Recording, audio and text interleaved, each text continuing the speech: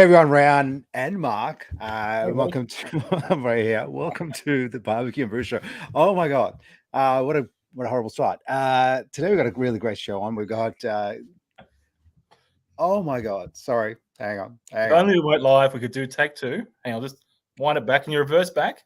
Yeah, I need a mulligan, dude. I need a mulligan. I try to go live on Instagram, and I am well regretting it. So hey, it's Reyan and Mark. Welcome to the Barbecue and Brews show. We've got an amazing show for you today. We've got Troy McVay from Beard Street BBQ coming on to tell us about his journey from pitmaster or backyard pitmaster to starting his own barbecue company. So really looking forward to having a chat to him, getting to know him. A friend of the show, has been here before as a but obviously coming on again to have a chat about his new business venture and how that's going and what that was like.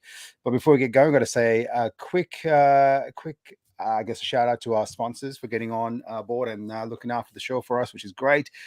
First is Brewery Cola, based out of the Bellarine in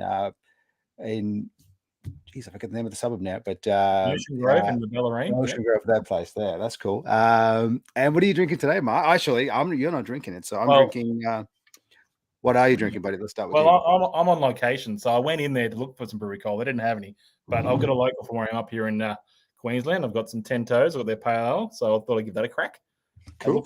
I like the little branding on all their cans, so I grabbed a few just to sample them to see which one's best. So I've got one of these. What do you got? Whoa. I'm running with the Waikula, the golden ale, which is good. So that's you can check them out at brewerycola.com. But if you're down our way, they've got a great little brewery there with some great food and things like that. So it's good to check out. And obviously we've got the Rub Society on as well as sponsors, rubsociety.com.au. I've got to go with my favorite, which at the moment is Fool's Goal. So it's Angus and Oink.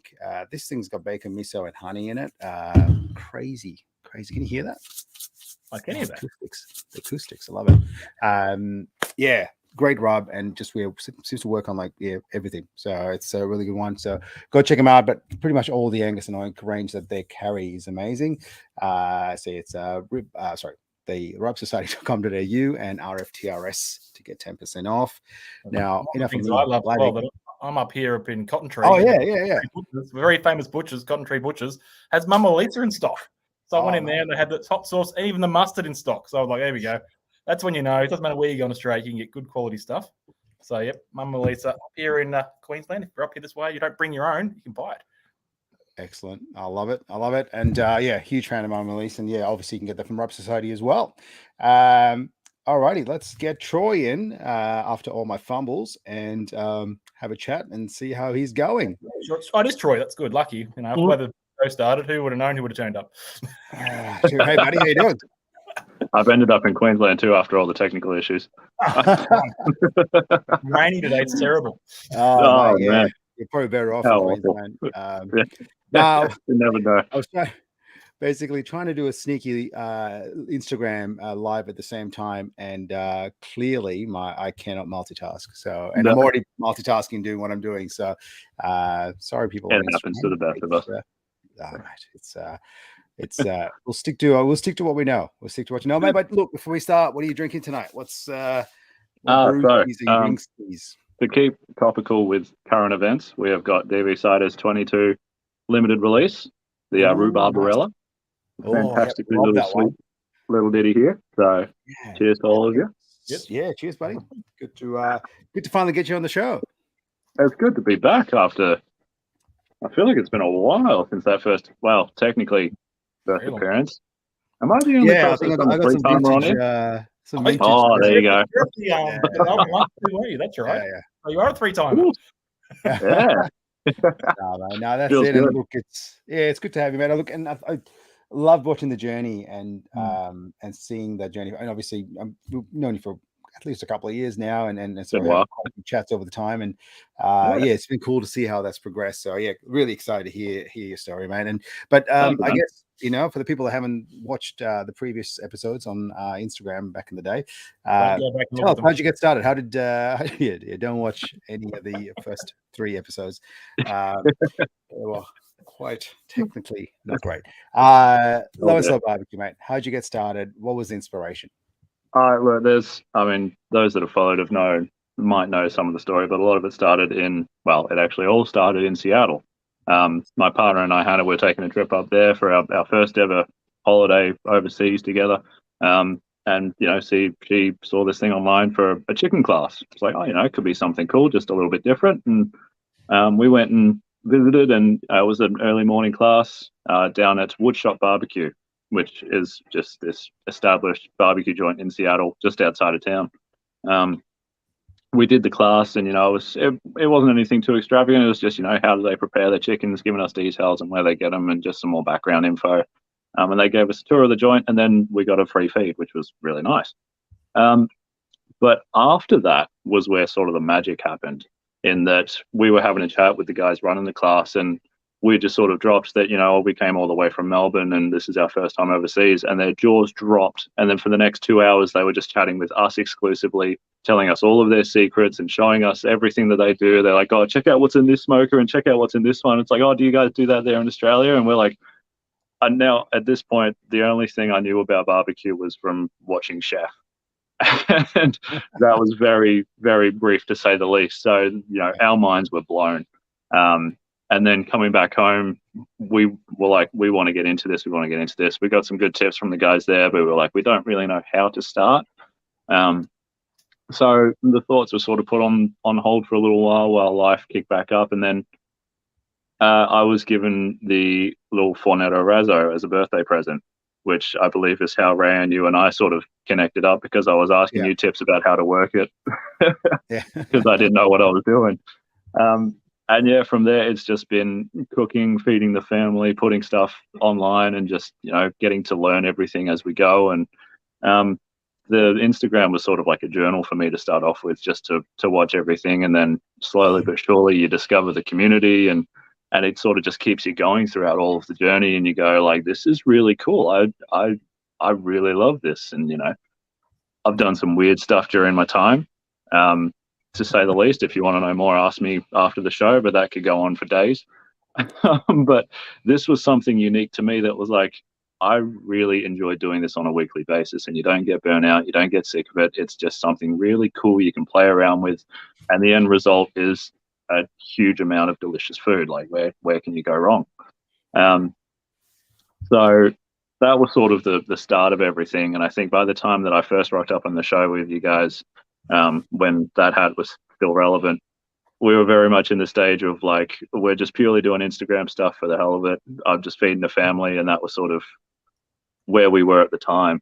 And even since then, it's just gone. So you started on the Fornetto. Would you recommend that to someone else, sort of first barbecue starting out? Would you reckon the Fornetto is a really good starting spot for someone? I really do. It's one of those things where you get the combination of being able to use charcoal, so it's sort of wood-based, so it's a little more on the traditional side, whereas it's the ease of something that really doesn't need to be topped up all that much.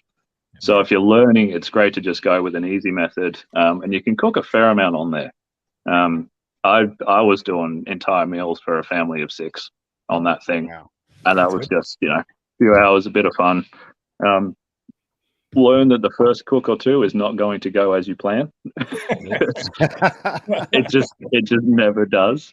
But you work your way there. You just burn it all. Yeah. Exactly. So you got to make a few crispy chickens before you make the good ones. Yeah. No, that's it, mate. And how'd you had a few little hiccups there when you tried using SmartFire on there too, I believe. Is that? I knew you were going to say it. I knew it. Even got a star on the notes. Oh, sorry, that was a good little one. But I mean, look, it was a positive ending, so I think it's worth telling again. Yeah. So one time where I was planning to use the Fornetto, I'd installed the SmartFire, which we all know is this local brand of a really great little device that gives you a fan that can help airflow in your Fornetto or whatever device you've got it hooked up to. So as per usual, I decided to use that because it just makes things easier and it's good to use. And I went through an entire cook, and I was like, oh, the levels on the air are a little bit funny. Like, my temp's not really getting up to what it usually is. Still cook through, but I was like, oh, there's something a little bit funny here. It wasn't until afterwards when I was packing up that I realized the little bung that you put into the air hole just to close it up so there's nothing coming in. Yeah, the plug was in there still throughout the entire cook. So the smart fire was just sitting there doing its thing, and it wasn't actually bringing any air in. I didn't find this out until afterwards, and the whole time I'd been asking Reyan, like, "Oh, do you know what could be wrong with it? Is there do I need to contact smart fire or anything?" Firmware dogs. update. They're really good. Oh, good. No, but that was a good night. But there was a good barbecue though, right? Like it actually turned out pretty damn good. Yeah, it went really well. So I guess more testament to the Fornetto as well. Yeah, that's it. That's a good sign for it. That's it. If that isn't a marketing ad for Fornetto, nothing is. Yeah, exactly. Now, what made you leap into your own barbecue company, mate? I mean, it's one thing, like you said, no burnout. I'm just gonna cook for family. I love this. It's amazing. You know, I'm gonna document it on Instagram and do all those things. But then what makes you go like, oh, you know what? I want to do this. I want to do this for realsies. I think not having any real career path was a really great way to find out I want to do barbecue for a living. Yeah, right. To make it short story long, we were 2.5 out of 7 lockdowns here in Melbourne. It was just like I was working for the sake of working. I've been working from home since COVID started, so that's been nearly 3 years now. And you know, it's a customer service job for an internet company, so it is not extravagant to say the least. And you know, that's just how it's turned out. I've got a degree in media and communications, but you know, it's a piece of paper. That's all it really is worth for at this point in time. So you know, the career path was sort of just, it was a bit stagnant. There wasn't much going on there, and I was sort of, during lockdown, I got into the mood of like, okay, well, let's save for a house now because we're not going out and doing things. Let's get some real savings going. And then it got to a point where like, yeah, I had a good amount there. We could potentially start looking soon, but it'd be a small deposit, all that sort of stuff. And Hannah was just like, well, I mean, you love barbecue so much. We all, like the whole family and even yourself, talk about wanting to maybe do more with this down the line. And I bought the new car thinking that would be good for a potential business down the line. Turns out it wasn't. That was a whole other thing. We'll come back to that one. Yeah. and she was just like, well, I mean, you're saving for a house, but you're just going to keep working and you're not happy doing it. So then the mindset turned to, well, I can keep saving for a house by doing this job, but then I'm buying a house and then paying off for the house doing this job that I don't like to do. And it just becomes this cycle of like, well, I'm not really happy. Yeah. Or I can take the risk, use what I've saved, buy a giant piss off smoker and see where it goes. And it's sort of just been like, well, why not give it a shot? At this point in time, what have I got to lose? And I think we're getting to a point where it's like, yeah, this was worthwhile. It took a little bit to get there, but it's been really, and that's it's been great to see that journey, and you being very honest with that journey as well over the last, year and a bit since you started taking this on. But I mean, sort of taking a few steps back. I mean, the name Beard Street BBQ, the logo, and I know I'm sort of wearing the old school gear here, just the vintage stuff. But I mean, where did the name come from? And I mean, obviously, you're wearing quite a luscious beard there. But tell us who designed the logo for you and things like that. So, the logo itself was done by a former work colleague of mine. His name's Eli. His business is called Perry & Co Designs. He's on a bit of a hiatus, but he does some graphic design. And we'd always talked about, you can make a logo for me. And eventually, when this started picking up, I was like, hey man, can I cash in on that and you make me a logo? So it was just it just built from that. And he's given me all the files and everything. So I've got all of this, the word art, all of the smoky beard thing, which was originally an idea designed by Hannah. She did a little mock-up for it, and I loved it. But she was like, look, just send it to Eli and see how it goes. And she was like, no, do that one. I've still got a special hold on my heart with the one that she designed. But yeah, the official one's this one. You release that as a t-shirt one day, mate. Absolutely. She won't love it, but I'll have a great time showing that off for everyone. But yes, I mean the Beard's backyard was a great bit of fun, but unfortunately the association probably wasn't the best if we're looking to go professional. Yeah, and that I think I sent you a copy of a book as a photo once. Yeah. As well. That's it. It's done. No, mate. I love the name, and I think it sort of resonates well because it's sort of a bit of barbecue street food, and you exactly. Allows you to keep a beard on as well, which is great. 100%. I can never take this off, and that's fine with me because I look like a 3-year-old when I do. So let's avoid that entirely. Oh, mate, that's the thing. I thought I put in logo. Thought putting my beard on our logo would actually allow me to keep a beard on, but didn't work for me, as you can see. You go through about 10 beards a year, so I'd be curious to see which one sticks. Yeah, that's true. That's true. I give me a couple of months, and I'm usually at a decent beard, which is handy. Yeah, absolutely. So starting your own business can be kind of scary and exciting at the same time. I guess if you're looking back right now, for someone else who wants to take that same jump and journey that you've gone on, what sort of advice would you give them starting out and sort of pitfalls to avoid, I guess? I think the biggest thing for me was always just making sure that you don't go into this in total debt. I think one of the things that I'm probably proudest of coming, just into the early years of the business is that so far everything that I've gotten has been paid for in full. It's taken a house deposit to get this, but I don't regret it because that means I'm fully owning this. This is mine. I can do with it what I please. And it's something that I will happily take into my grave if I have to. So it'll be a big grave, but I'll take it with me. Well, if I know it's not the same for everyone. It won't always be that simple. But if you're wanting to do something like this, make sure that you are ready to invest in it. Because I have spent more money than I could have ever imagined getting things set up, and we are literally just starting, to be perfectly honest. And I first got this. I think it was March last year that I first inquired about getting this done. So it's very much an investment, not a quick payoff. So I am not rich by any means necessary. But rich in the heart, buddy. Rich in the heart. That's there we go. And I guess speaking of rich in the heart, Hannah's been your partner, has been part of the whole journey. How important has that been to have her there as sort of, I guess, an anchor point, and also seems like a bit of a driver as well of the ideas? Is that everything?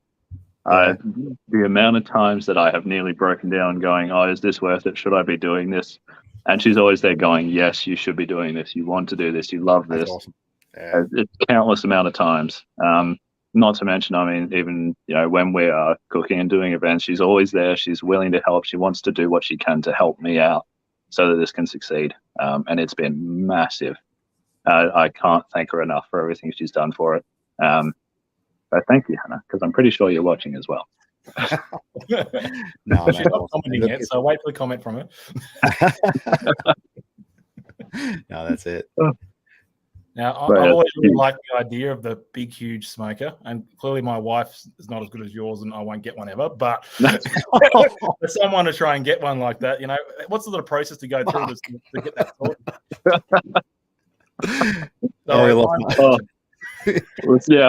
She is watching, mate.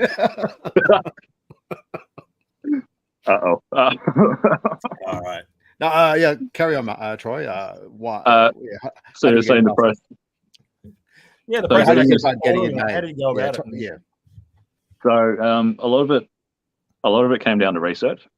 To be honest with you, I didn't realize that Southern Draw barbecue pits was a thing at first when I was looking into it. I'm going to call him Cam because that's the guy that runs it, just because it's easier than remembering the full name. But basically, when I first came up with the idea and Hannah said, yes, let's do it, and we were really like, yeah, we're going to do it. You start looking into companies that'll build a great big smoker.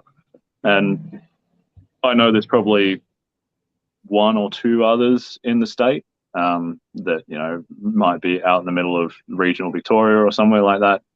Majority of them are in Queensland. There's a couple in New South Wales. So, it's not a very big thing here when it comes to manufacturing smokers. Mm. So I was kind of just accepting the fact that I'll probably have to go up to Queensland to get it done. Yeah. That would be, sure, that'll be how it works. And then luckily I came across a post from Southern Cross Smokers, Mark, not you, Mark, other Mark, who, mentioned he caught up with Cam just at a random pub who had built this smoker and was actually a primary school friend of his, so happened to be. And so then I saw that. I'm like, okay, well, let's see how it goes. And sure enough, Cam is based out of Mordialloc, which is where I went to high school, so I know the area well. And I just dropped him a message and was like, hey, man, I'm looking to get a smoker done. You're close to me. Let's see what we can do if you're interested. And he was, keen as beans. Never done anything of this size before, never done a trailer, but it was like, let's do it. He's ready. He loves smoking. So I was like, this is how it's going to go. So that was in March of 2021. We started chatting. We were talking about the whole idea of, what are we going to do? What kind of design do you want? And I'm really thankful in that this is majority everything that I had pitched in the original design. Obviously, he's made it more realistic than somewhat of my creative brain could have had it in some elements. But it is everything that I'd asked for at first. The other thing, and this was one really big setback for me at first, was the car, which we mentioned originally. Yeah. I had bought, at the start of lockdowns and everything, I had bought a brand new Kia. And I was like, this is my first new car. This is great. I love it. It's got a towing capacity of 1.2 tons. That'll be fine. It's a small SUV. I'm sure it'll be able to take everything it needs. Wrong. Incredibly wrong. So wrong. So by the time, what's that? How heavy is the smoker? With wood included, about 2 tons. Okay. Give it a weight. So, yeah, it's decent. So when I was chatting with Cam at first, I was like, look, I've got the Kia. It can do 1.2. Let's see if we can work around that range just so I can get things going. And, he was game. He wanted to give it a shot. And, about a week after, with all the calculations he'd done, he called me up and he's like, look, we can try to aim for the 1.2 ton, but that is going to cost you a hell of a lot more in wood in the long run because it's going to be thinner steel.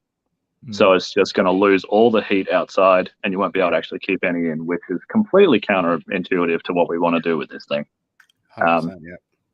So we took a gamble and I was like, okay, well, I'll see about the car issue. You just build me a 6 smoker and I will work with it.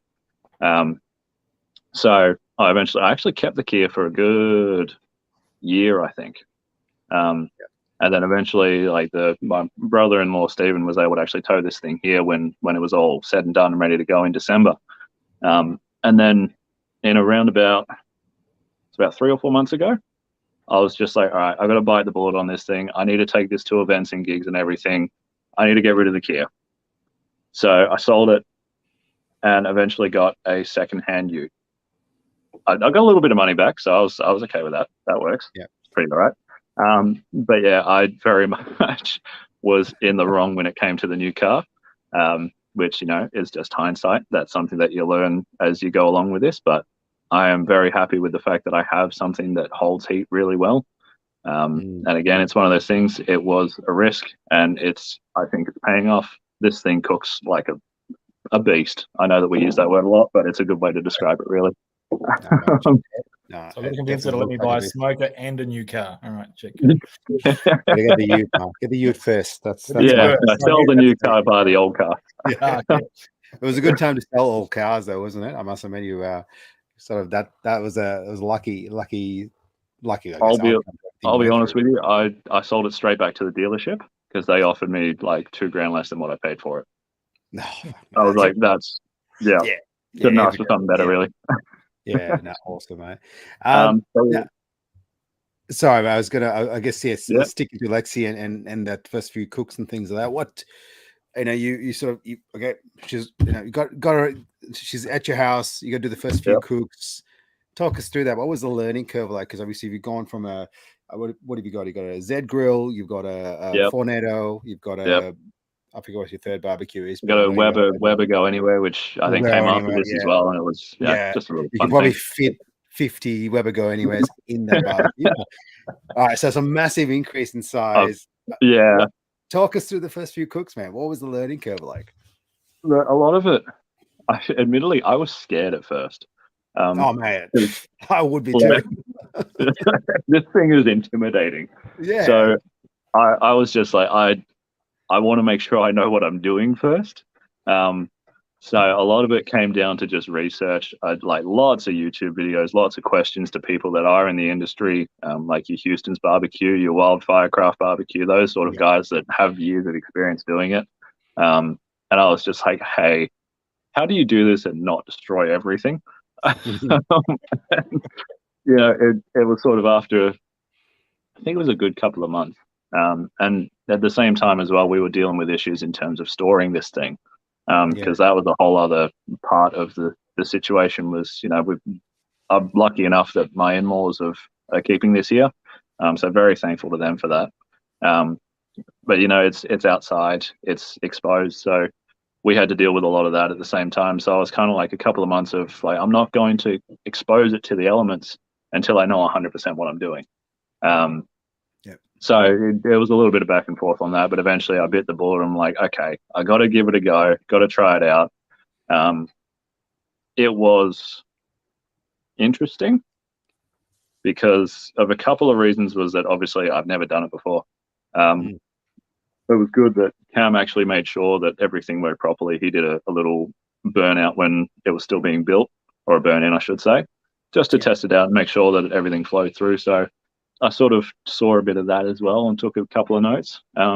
But he was using different wood to I'm using ironbark, which is notorious for being a very slow burning wood, which includes a very slow starting wood.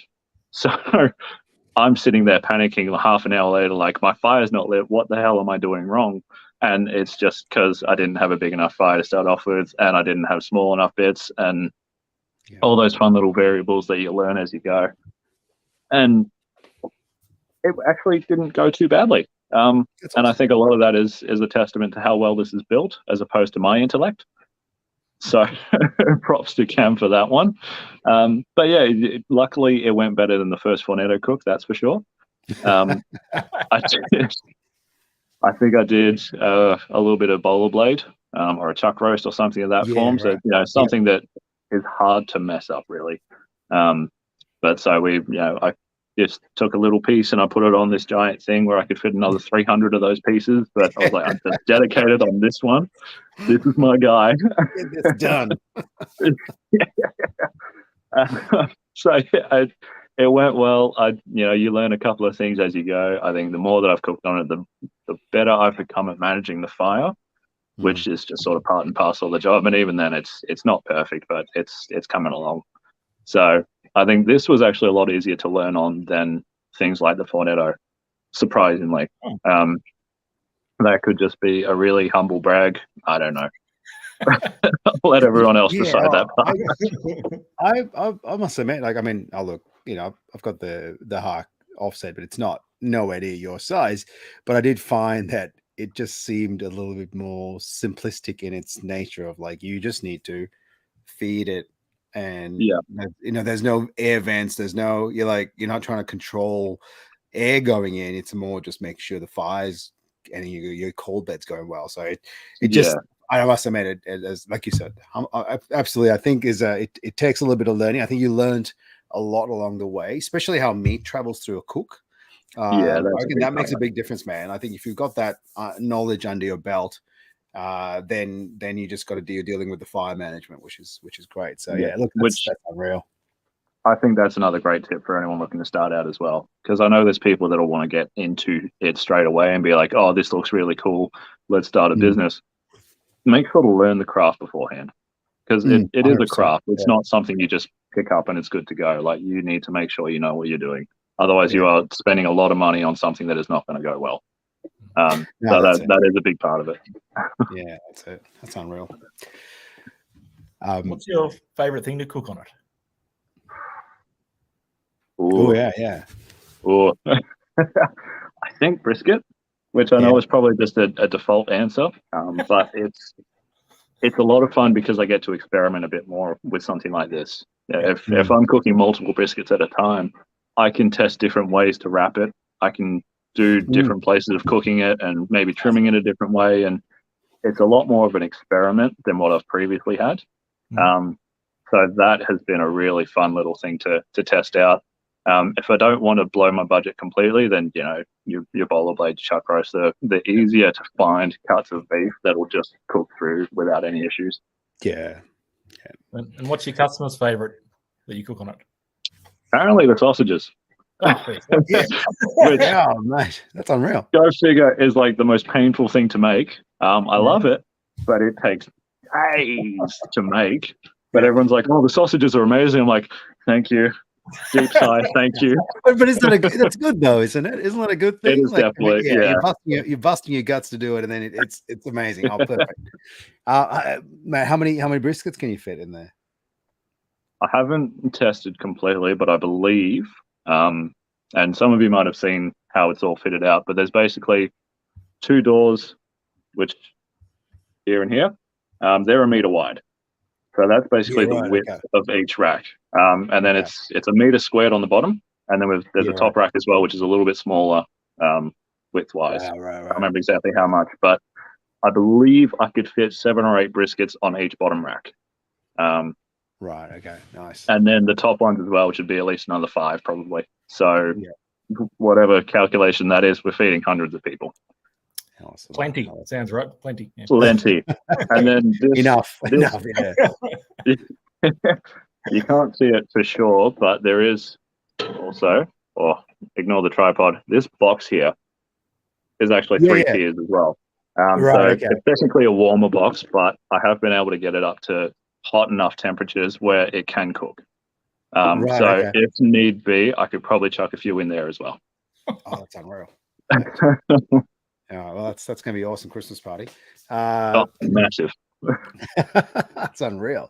No, you seem to stick to a lot of rubs and flavors that you've sort of, I guess, used and learnt on over the years. But what do you go to rubs at the moment? We know when you're catering and the sauces and things that when you're using for I guess catering gigs. What do you go for? What works and that ticks the boxes for the customers. I've been able to come up with my own rub that I'm really happy with at the moment. It is, it's a fairly basic rub, to be completely honest with you, but with just a little secret ingredient. I won't detail completely, but it's a native ingredient. So that's something that I'm really happy with, being able to use native Australian flavors as well. I was going to say cough syrup or something, but it's love. Yeah, a little piece of my heart every time. Cooked, of course, not raw. Hey, you got to cook it. But yeah, a lot of that came from the idea that I learned from Bulldozer Barbecue, who's been a great mate of mine for the past year or two. Who uses a lot of native flavors. He's an American that immigrated to Australia years ago, and he learned a lot of the local flavors and everything, which is like, I love that idea. And his rubs have always been fantastic to me. So I'm like, let's sort of take some of that knowledge, and he even gave me tips on a good amount to use and how to test on it properly and make sure you're mixing it this amount and everything. And that's been really handy. And that's now become my go-to rub. Which I'm really happy with because it works on all types of flavors. I still want to experiment a little bit here and there, but that'll be the go-to from here on. I do have a little bit of fun with when I'm playing with like pork elements. I've been able to learn from Kansas City Bill's Barbecue, who was a barbecuer who retired, I think, as sort of COVID was rolling in. He's not too far from me, so we've been able to catch up and chat, and he's actually given me supplies and everything as well, which has been really advantageous. But because he was born in Kansas City, that was his style of cooking and smoking. So I've been able to sort of utilize, and he's given me ideas on how to do it, and I've been able to make ribs replicating ideas that he's given me and doing a Kansas City style pork rib, which uses the vinegar-based sauce and everything. And he tried the sauce and he thought that it was he liked it. I was like, okay, well, if someone born there who's done it for his entire life likes it, then surely something's going okay there. Yeah.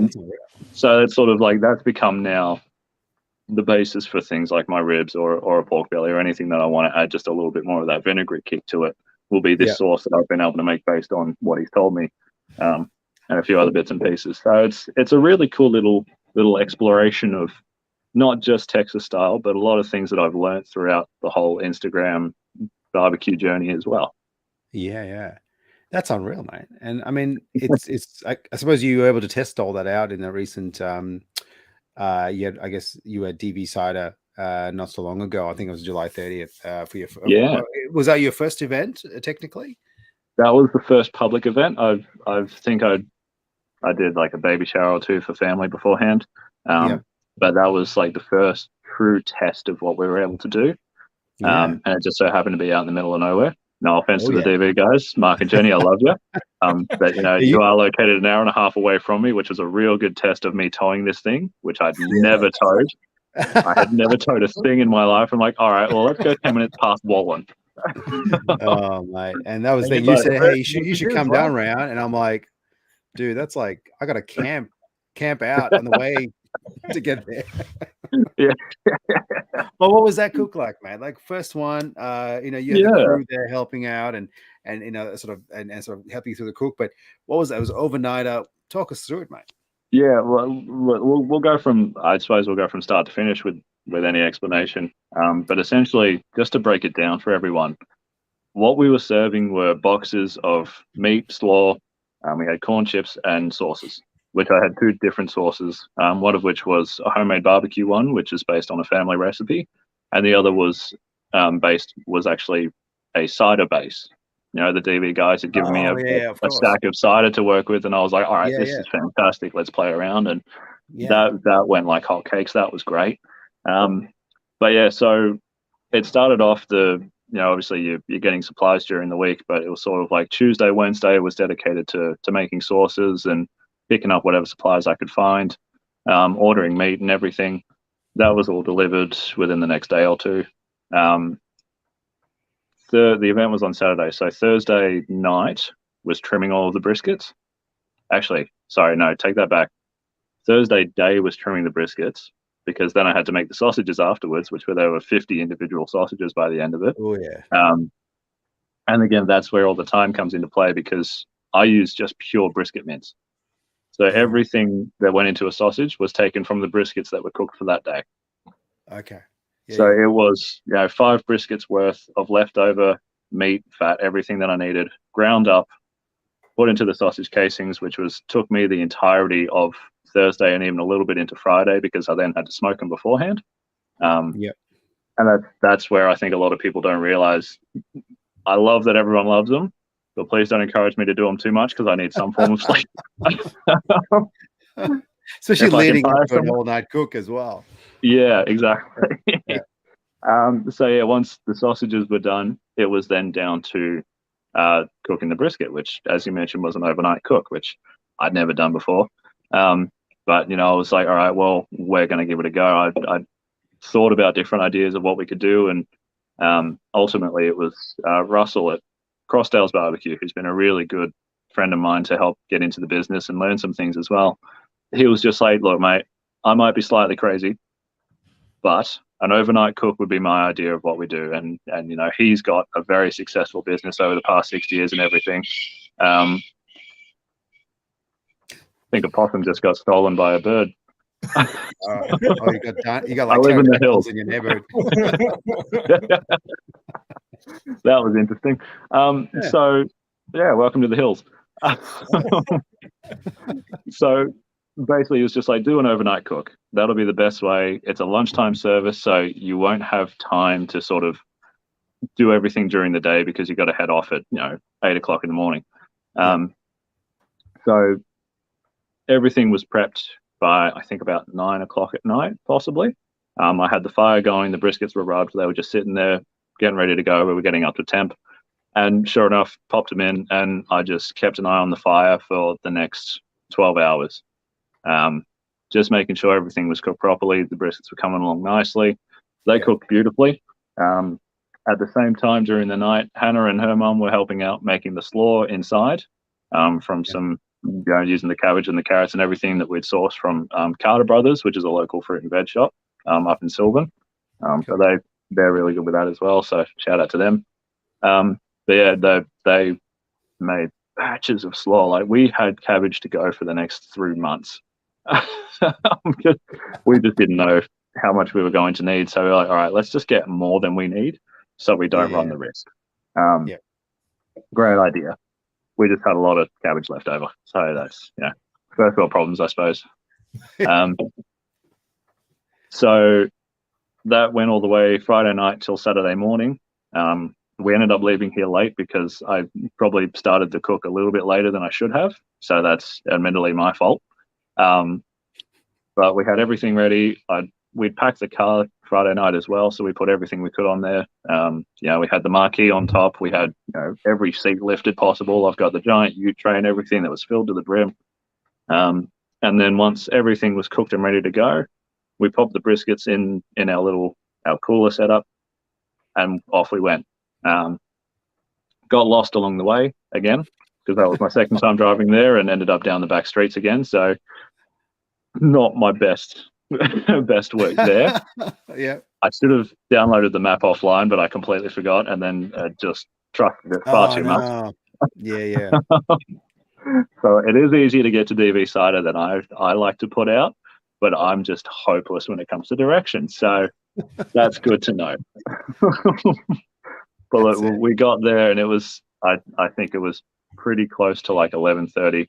Or maybe even close to 12. I told Manny from Manny's Cafe, part of the crew, to be there at 11 because he offered to help.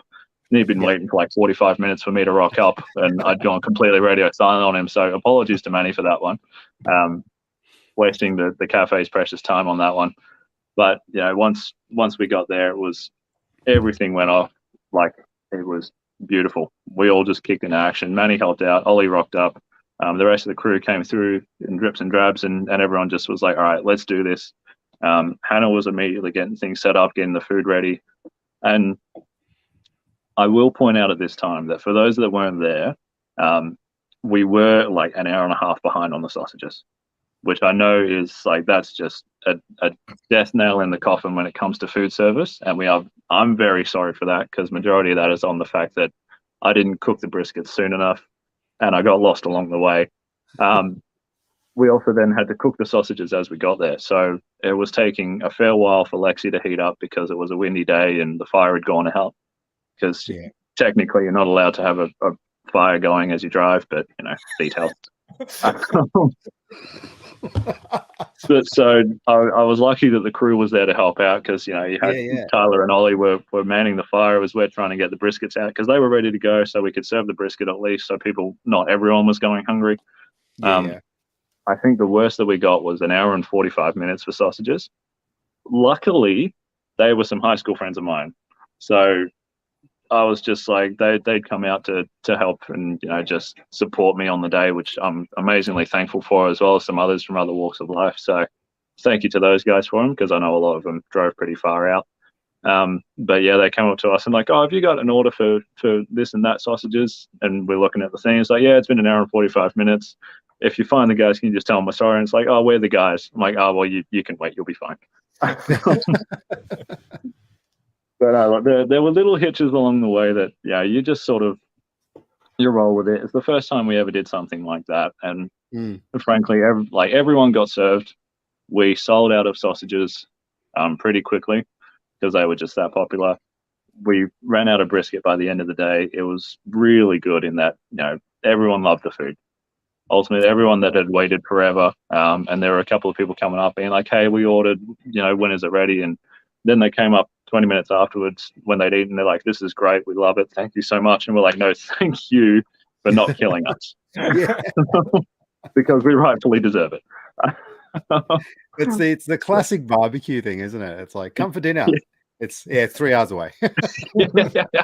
Yeah, exactly. Late dinner. That's awesome, mate. Yeah. I guess you would have learned a lot, I suppose, in the whole process as well. Definitely. And I mean, Jenny and Mark from DV were amazing supporters throughout that whole thing. Jenny was running back and forth trying to help support us through that. Mark was doing his own food stuff, but he was coming over to check on us and everything. And I'm really thankful that we had such reasonable people to be our first hosts, sort of thing. So massive thank you to those guys for that, because it would have been a whole other story if it turns out that, you know, being on time was, you know, the number one thing. Otherwise, they'd crucify us. Yeah. Man, it's good. It's good to have a supporting crew around you, which is amazing. Yeah.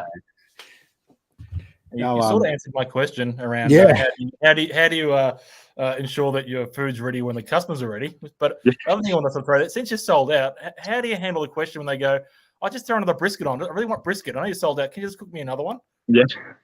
Luckily, we didn't get that question. A lot of the times, we had the people that were looking for sausages were sort of like, we had one extra, or we can also give you some brisket if you want. Totally up to you. Like, we had enough brisket to go, thankfully. Yep. Things like the cheese and jalapeno sausages, which is actually a recipe that I have to thank Wilson's Barbecue, who I'm sure you guys know from YouTube. I dropped him a message because he's big on sausages and asked for tips, and he just threw me his recipe. He's like, "Oh, give that a go." So a lot of the cheese and jalapeno sausages were thanks to Wilson's Barbecue. He gave me a lot of the ideas for that. But, you know, they didn't sell as much as just the standard brisket ones. And I think because people got a little bit scared by the idea of jalapeno being probably a bit hotter than what you expect, which it's not. It's a pickled jalapeno, so it's just flavor, basically. But a lot of the times, if they wanted the original sausage and we couldn't offer it, we'd be like, hey, give this a try, see what you think. And they ended up loving that as well. So it was like that, just win-win on that front.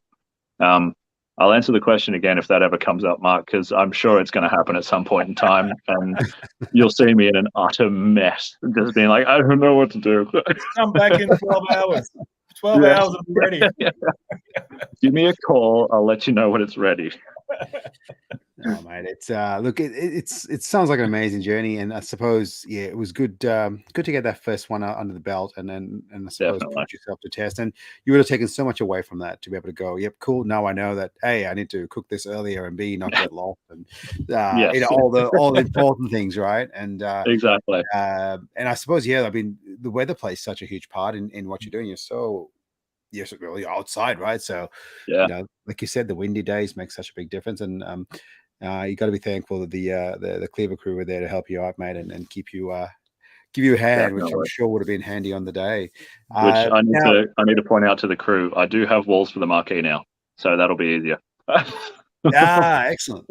Oh, man. Yeah. The moment we got home, I was like, all right, I need walls because I'm not dealing with this again. No, so, they're ready to go. That's it. Especially when it's such a big rig to try and, you know, get the temp up on. Yeah, it makes some huge sense. Huge. I guess, you know, I mean, that leads to the next question. Is like, what's up next? Where can we catch you next, mate? Where can we see you next in the wide world of barbecue? Answer you should ask. It was announced, I believe, last night that we'll be doing our first ever venture actually around the corner from me at Shane on Colby, which is down in Belgrave South. Great little cafe marketplace. The owner is an awesome guy. He's got great reputation amongst everyone, and he just wants to support local people. That's amazing. So we'll be doing a little event on the 9th of October. So that'll be, I believe it'll be sort of a lunchtimey type of service, but keep an eye out for details on that one. It's basically going to be myself cooking there, serving you guys food. I know Shane's got a couple of ideas he's working with, so it could turn into a bit of a market. I'm not totally sure. Don't quote me on it, but there's going to be some fun stuff there. But if you're local to the area, you don't have to drive an hour and a half. No offense to the DB Cider guys. This will be an easier drive.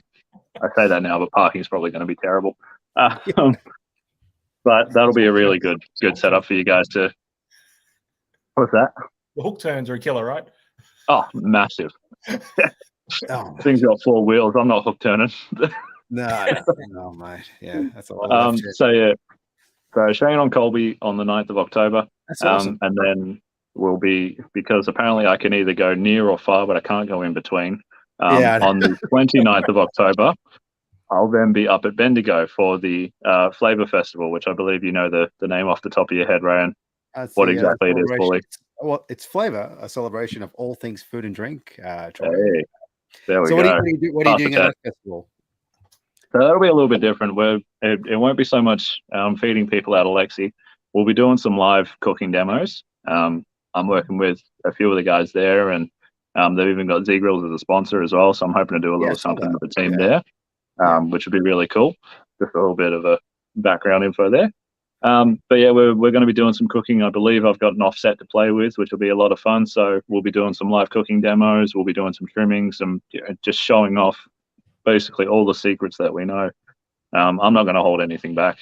We're going to be feeding everyone. Basically, you get some food along with it as well. So that'll be a lot of fun. I believe it's at the Bendigo Showgrounds on the 29th of October. You can get tickets. It's a whole day event. It's going to be huge. I believe we've got some brisket going. There'll be some pork ribs, and I believe chuck roast as well is what I'll be doing. I know they've got like an asado going on with some lamb. They're doing a whole hog as well. So it's going to be some big stuff going on. It'll be a lot of fun.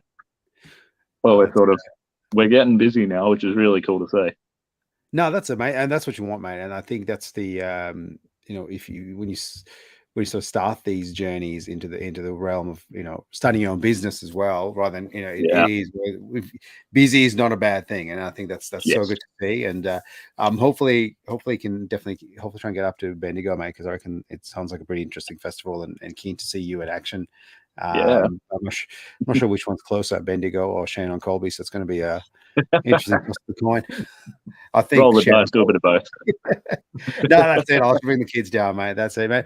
Now, obviously, you mentioned a few people that you get inspiration from during this journey, but if someone is trying to go down this path the same as you, who do you reckon people should check out, and who would you like to give a shout out to? I have a little list here of people that I've got to shout out, because I felt like you were going to ask that question.